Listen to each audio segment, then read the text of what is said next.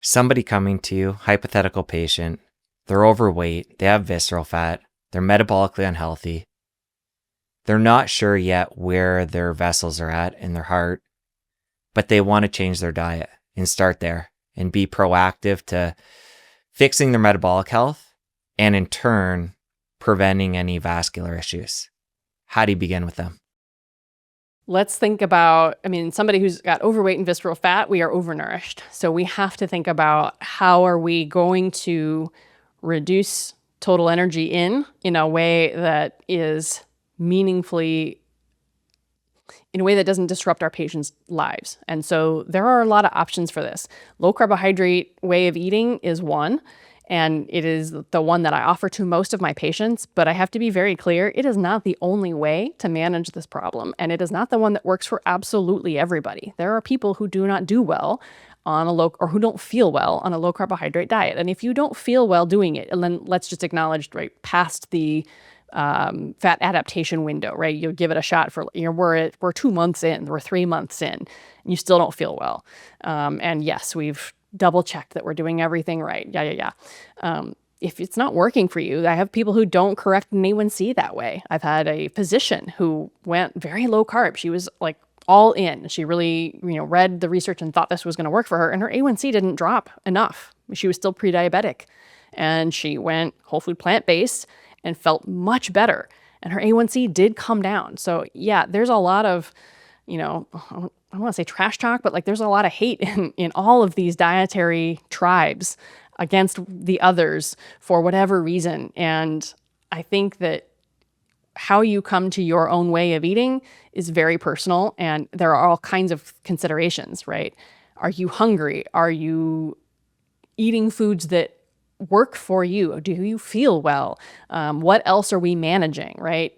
So, for many people who start overweight with excess inflammation and visceral fat, a low carbohydrate approach actually reduces cardiovascular risk. And the Verta study has shown us that. So I don't necessarily say it's a bad diet or a bad way of eating for cardiovascular health, but it is not the intervention that is likely to lower your blood lipids. If you want to manage your LDL cholesterol with nutrition, that is possible, but it's a little bit of a different dietary strategy. And we have to make some accommodation for it. That's okay. We just need to talk about all of the trade-offs that we make when we choose a way of eating. There is not a dogma, a religion. Again, I do find that a low carbohydrate approach works for most patients, but not all. And I think just being humble and curious and helping patients figure out what is a healthful, sustainable way of eating for them going forward that minimizes what we could all agree are junk foods, right?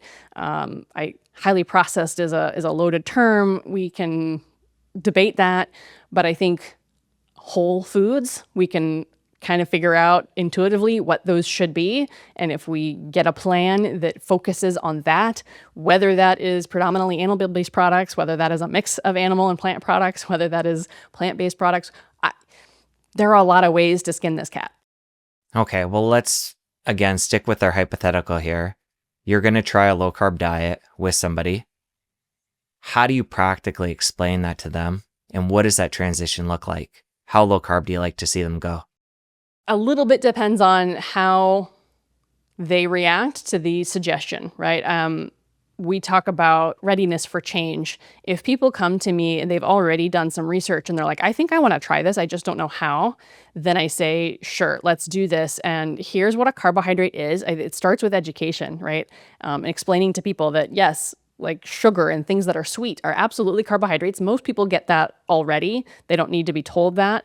But the number of patients I have who don't recognize that starches are also carbohydrates, and that, so flour-based products, they can usually get there pretty quick, but like rice tends to surprise some people. Potatoes tend to surprise some people, and the starchy, other starchy vegetables tend to throw people, like turnips and whatever. So just describing, right, what is energy. So what do we eat? What are our macronutrients? We have protein, we have fats, we have carbohydrates. Protein is a structural building block. It is repair and it is synthesis of muscle in our body, but it probably should not be an energy source. Then we have our energy sources, which are either fats or carbohydrates. And some people use one preferentially to the other. Some people run efficiently on one versus the other. If you've been on a glucose-based metabolism for a long time, it's going to take your body a while to adapt to a fat-based metabolism, but that is something that can be done. And the fastest way to do that is to drop our carbohydrates certainly below 50. That would be a very low carbohydrate diet. And for some people, it's even less than 20 total grams of carbs a day for an induction phase. I know Dr. Westman tends to advocate for that, about that level of daily carbohydrate, total carbohydrate, at which point we're really just talking about mostly proteins and fats and a very small amount of maybe leafy green vegetables or maybe not. But that's a pretty restricted amount. And that's, again, one approach. For me, I try to read the room and figure out, some people do better cold turkey and just like going whole hog into this. Other people do best slowly and like getting, like, let's just start with breakfast, right? Can we just start with getting rid of cereal or like waffles or something that is a high starch, bad way to start your day? And maybe we just start with breakfast. Either we cut it out entirely and we work on time restricted eating, or we think about eggs, or we think about leftover protein from dinner last night, right? We can talk about lots of ways, and we just do one meal at a time. And for some people, the slower approach feels less disruptive and like they can then slowly buy into this. And so I don't do it the same way every time. I wish I could just, be like Dr. Westman, like this is the page 4 and like this is what you eat and this is what you don't eat and here's that. It's probably ultimately as effective or more than what I do, but I try to meet people where they are and figure out what's going to get them there without breaking trust, without having a huge speed bump where they're like, oh, I can't do this. It's too hard, right? I try to like build their confidence and allow people to get there. And if it's one meal at a time, great, we can do it that way. If it is throw out everything in your house that is a carbohydrate in a box or a starchy thing, great, we can do it that way too. When it comes to lowering the carbs like that, it sounds like, depending on how low they went, you'd be bordering on ketosis. Is that ever part of the goal when you're working with somebody? It sure can be. And I think, the low carb community is a little split on this. There are people like Dr. Boz who think that ketosis is essential and an essential part of this strategy for everybody. And I appreciate that her clinical experience tells her that is true. For me, I think the data strongly support therapeutic ketosis for the brain-based diseases. So anything mental health related, epilepsy, any brain disorder, right? The ketones seem to be a particularly useful, efficient fuel for the brain. And I think for cancer, malignancy, therapeutic ketosis seems to have very strong data. The rest of my patients, I don't know whether chasing ketones is really helpful for them or if it is something to focus and drive them, but is not necessarily truly physiologically moving the needle. I don't know. And I think for many people, it can be a distraction. So I don't chase ketones in my patients personally, but I know that there are other people in our space who do, and I respect their experience for sure. I am not asking my patients to check ketones or drive that unless we are really targeting brain diseases or cancer. And truthfully, I am not generally managing those patients just based on who I see in my practice most of the time. What does your current diet look like? And talk about what led you there. I was keto for a while, and then I have evolved into what I would call a low-carb way of eating. I am reasonably certain that I am not in ketosis, although I haven't checked in probably years. And I still have my Keto Mojo, but I don't check it very regularly. And that has evolved for me just based on my training, right? I am more physically active and doing more exercise than I have before. And so a small additional amount of carbohydrates, I still think I'm probably under 100 grams a day. But I'm eating just a little bit more in terms of some berries with my, as my treats for the day. I have some more vegetables, and I have leaned out my protein sources. So I am not chasing fat in my diet as much anymore, again, because I've boosted my carbs just a little bit, mostly again from whole food sources. And that has given me sort of the place where I feel best and I'm managing my own energy intake optimally. But again, I think everybody comes to a way of eating for a certain time frame, and then you can change, right? We come to this idea that, well, keto worked for me for a period of time, and so it's the thing that's going to work for me forever. Or carnivore worked for me and it got rid of my IBS, and so now I have to be carnivore forever. Well, maybe. And if it's going to work for you and if it's still working, that's great. Like if it's working, don't change it. But I do think that our bodies evolve, right? It's possible to heal your gut and perhaps be able to reintroduce some other foods from time to time. Or your training changes and you might want something to support that. I didn't change my nutrition out of dogma because somebody said I had to have more carbs. I did it because I actually felt a little better and I thought that I was making more progress with my lifting with a small amount of additional carbohydrate on my lifting days. So for me, it was empiric. It was not, based on somebody shaking their finger at me and saying, you have to have this for your performance. No, I tried it and I tested it. And for me, this is what's working.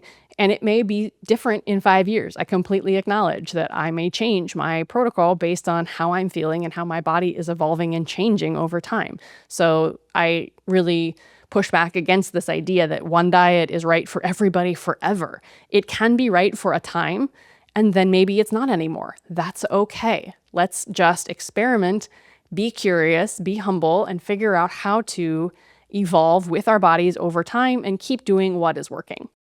Riffing off of what you just said there, changing over time, it's clear part of the reason you're including more carbs right now is for your fitness, but your keto days and your past diet history, was that part of getting metabolically healthy and now allowing for yourself to include more carbs? I think so. I absolutely think so. It also helped teach me what carbs I can and can't, carbs are just carbs, right? They're an energy source. My decision to avoid grains as a general rule for myself is that I still have a food addiction issue and I cannot regulate the amount of baked goods that I consume.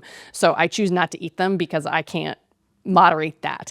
I can moderate a piece of dark chocolate, but I cannot moderate scones or pie or bread or anything like that. That's just my personal knowledge. And it took going keto, low carb and, stumbling along the way to understand what were my triggers and what are things that I can do in moderation, what are things that I cannot.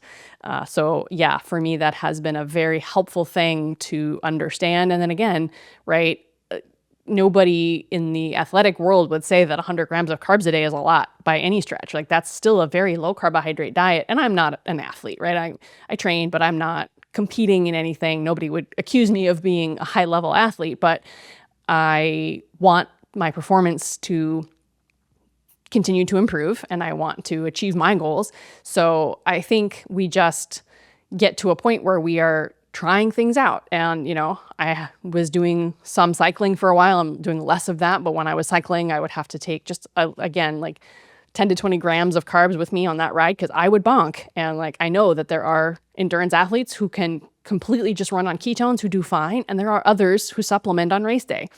It just depends on your body and whether that is necessary or not. Nobody knows. But I do think that we are all our own unicorn and have to just acknowledge what is working for us at any given time.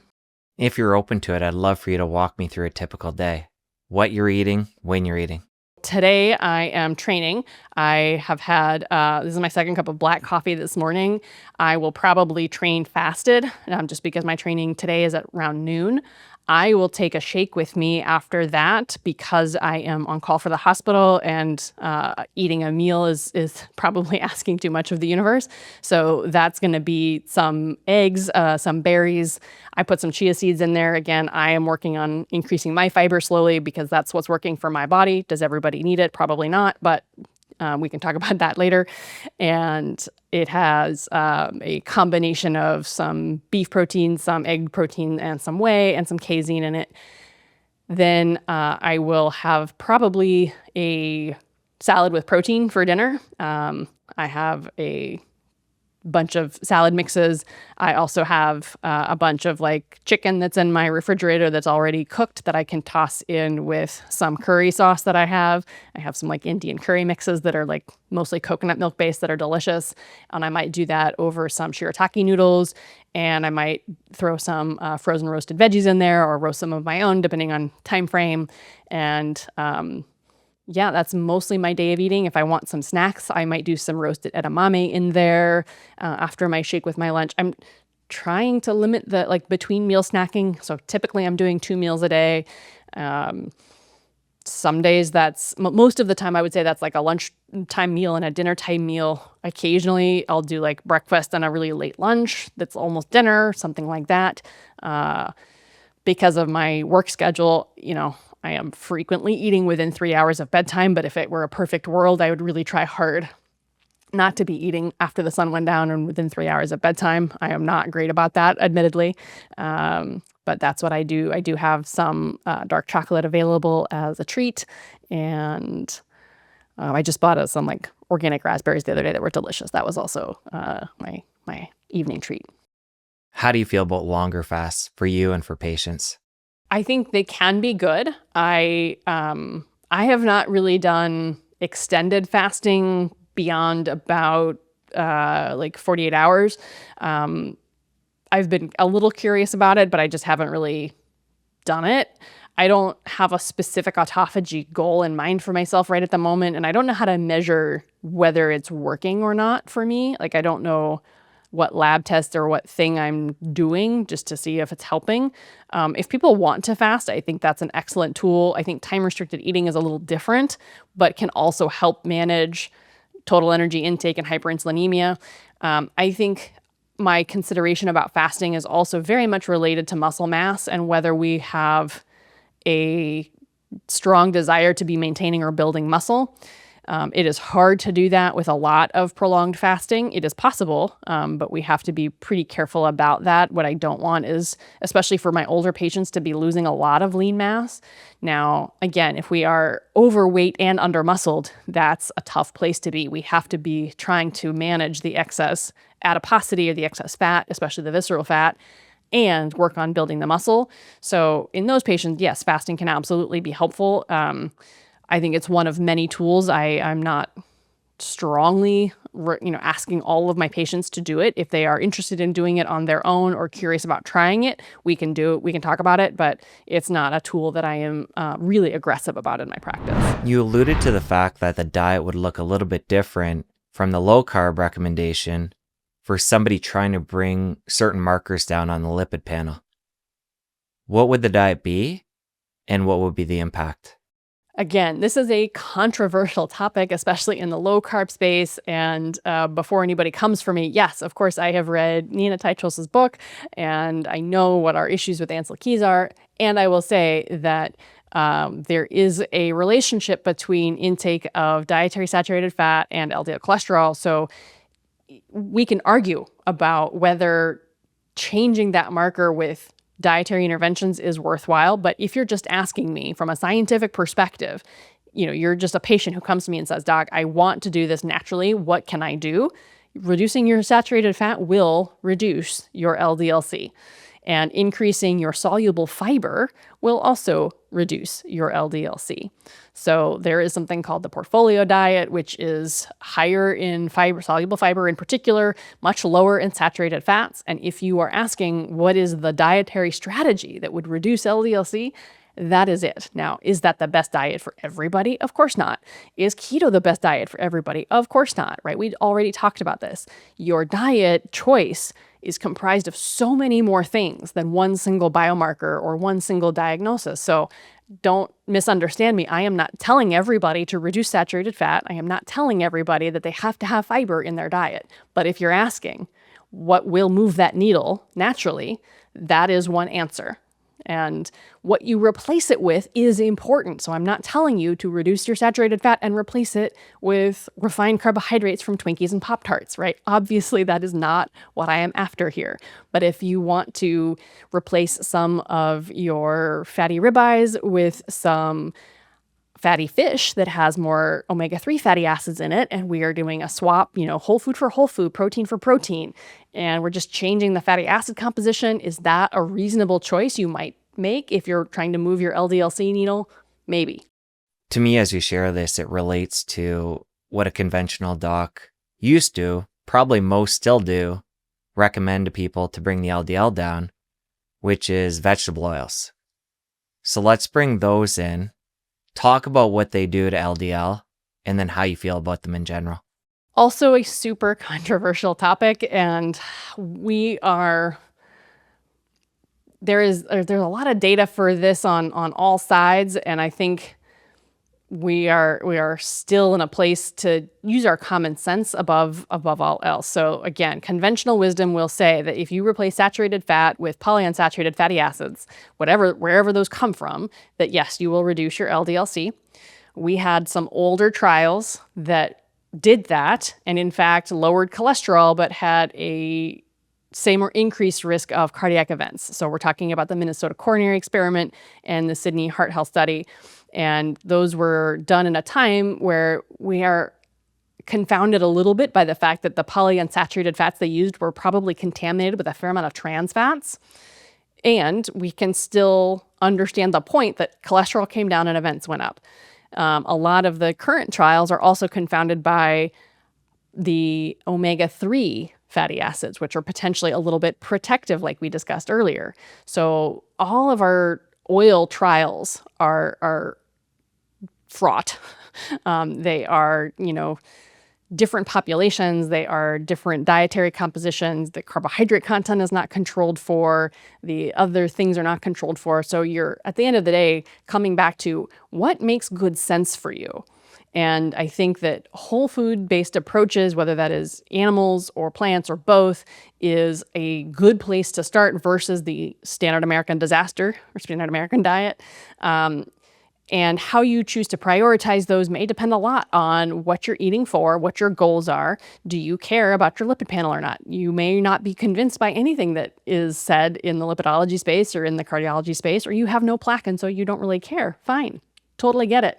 What I'll say is, animal products in 2026 are not what they were when we were roaming the earth hunting for animals, right? They are much fattier now than they used to be, probably including the fish, right? And fish is not without its perils. We have farmed fish, we have microplastics, we have heavy metal contamination. Like, there is a problem with every approach, no matter which approach you want to take. So I think we're all doomed.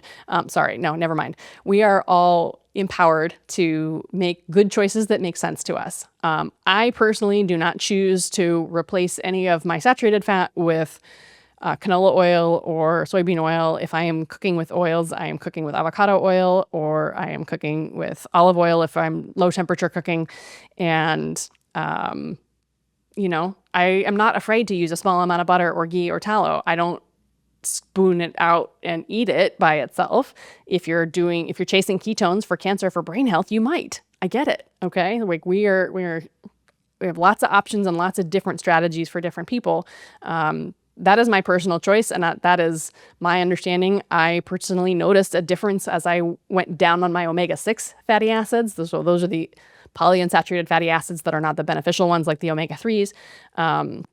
The sort of mechanistic data on oxidation is, again, a little bit fraught, but I personally found that I was less sun sensitive when I cut those out. And so I am not militant about avoiding them, right? If I go out to a restaurant, I am not demanding that they never use oil to cook, but I don't eat out very often.